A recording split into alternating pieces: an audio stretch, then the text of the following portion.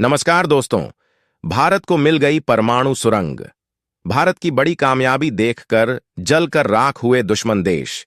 भारत के 1600 एकड़ की विशाल परमाणु सुरंग को देखकर अमेरिका भी हुआ हैरान। अब एक ही क्लिक में अमेरिका, चीन और रूस नक्शे से हो जाएंगे गायब। दोस्तों, हमारा भारत एक ऐसा कारनामा करने जा रहा है जो अभी तक दुनिया का कोई देश नहीं कर पाया है। भारत के इस कदम से चीन, अमेरिका और रूस हर जगह हड़कंप मच गया है। पूरी दुनिया के सामने एक प्रश्न लाकर खड़ा कर दिया है कि आखिर भारत यह क्या करने जा रहा है। इससे भारत क्या हासिल करने वाला है? क्या भारत अपनी परमाणु ताकत को बढ़ाने वाला है या फिर अपने दुश्मन देश को नशे से गायब करने की बड़ी प्लानिंग कर रहा है? और दोस्तों, इस तरह का प्रश्न उठना लाजमी भी है, क्योंकि भारत कोई छोटा मोटा काम करने नहीं जा रहा है। यह इतिहास का ऐसा अनोखा कारनामा है जो अभी तक कभी नहीं हुआ। इसके बारे में सोचने मात्र से ही बड़े बड़े डेवलप देश की रूह कांप जाती है। वह भारत अब करके पूरी दुनिया को दंग कर दिया है।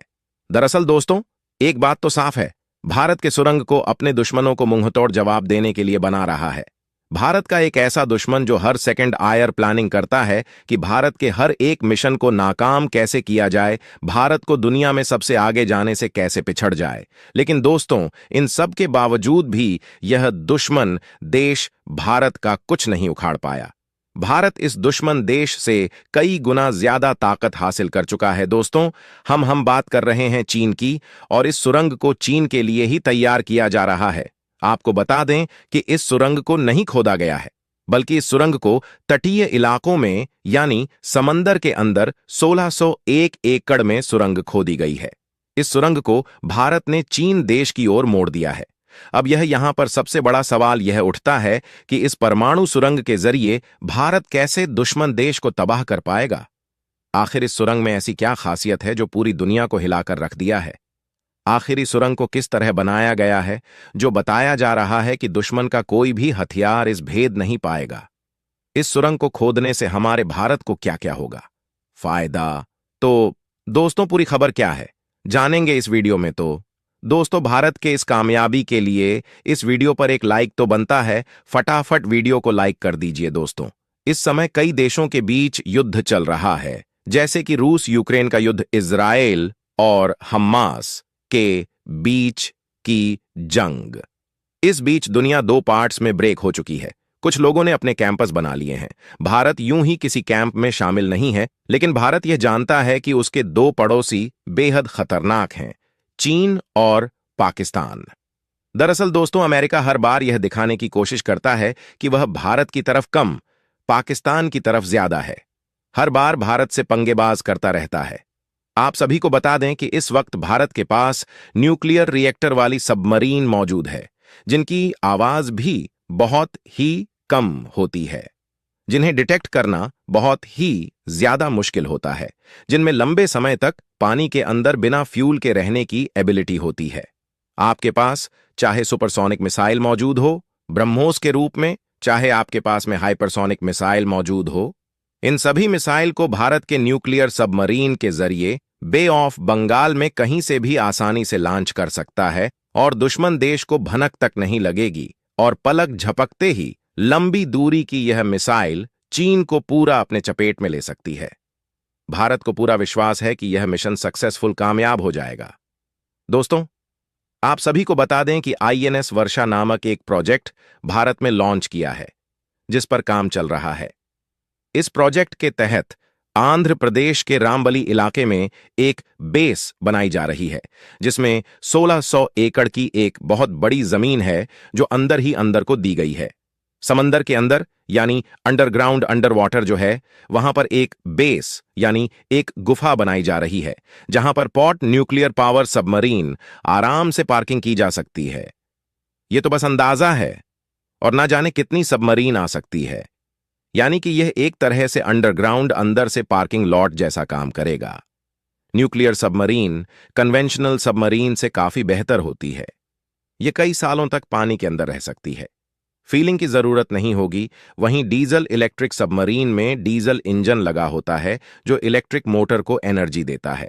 साथ ही इसे एक फिक्स्ड इंटर के बाद ऑक्सीजन के लिए सतह पर आने की जरूरत होती है। सतह पर आने का मतलब है खतरा। कोई भी सबमरीन सबसे अधिक खतरे में तब होती है जब उसे पानी की गहराई से निकलकर सतह पर होता है। ऐसे में दुश्मन देश का अंतिम सबमरीन सिस्टम या वरशिप उसे आसानी से देख सकते हैं। उन्हें सैटेलाइट डी कर सकता है और युद्ध के स्टेट में अगर चीन को ऐसा लगा कि पोक यानी पाकिस्तान ऑथराइज्ड कश्मीर के ऊपर खतरा है और उसने अपनी आर्मी भेजी या मिसाइल का इस्तेमाल करना शुरू कर दिया, तो भारत की न्यूक्लियर कैपेबिलिटी तबाह हो जाएगी। और सबमरीन का मकसद ही होता है कि वह दुश्मन की नजर से बची रहे और पकड़ में ना आए।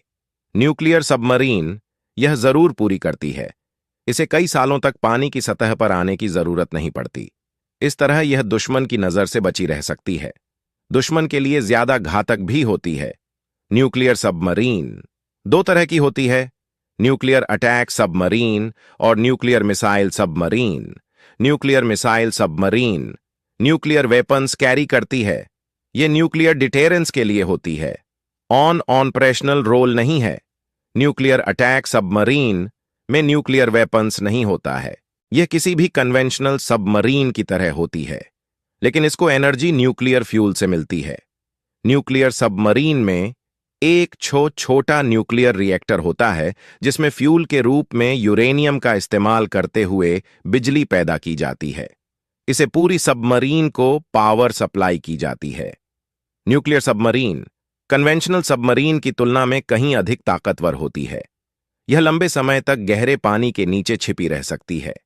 इनमें इतनी ताकत होती है कि पानी के प्रेशर के बावजूद यह अंदर ही अंदर 60 किमी प्रति घंटे की स्पीड पकड़ सकती है। न्यूक्लियर मिसाइल सबमरीन और न्यूक्लियर अटैक सबमरीन, इन दोनों टाइप की सबमरीन बहुत कम देश के पास है। भारत के पास न्यूक्लियर मिसाइल सबमरीन है। इंडियन नेवी के पास आईएनएस अरिहंत और आईएनएस अरिघाट है। चीन हिंद महासागर में अपनी नौसेना ताकत बढ़ाने में लगा है। आईएनएस वर्षा इसका मुंहतोड़ जवाब है। यह भारत की समुद्री ताकत को कई गुना बढ़ा देगा और दुश्मनों को सोचने पर मजबूर कर देगा कि भारत से पंगा लेना आसान नहीं। आईएनसी वर्षा सिर्फ एक बेस नहीं, बल्कि भारत की बेबढ़ती समुद्री ताकत का प्रतीक है। यह भारत को हिंद महासागर में और भी मजबूती से अपनी बात रखने की ताकत देगा। साथ ही अमेरिका, जापान और ऑस्ट्रेलिया जैसे देशों के साथ मिलकर इस क्षेत्र में शांति और सुरक्षा बनाए रखने में मदद करेगा।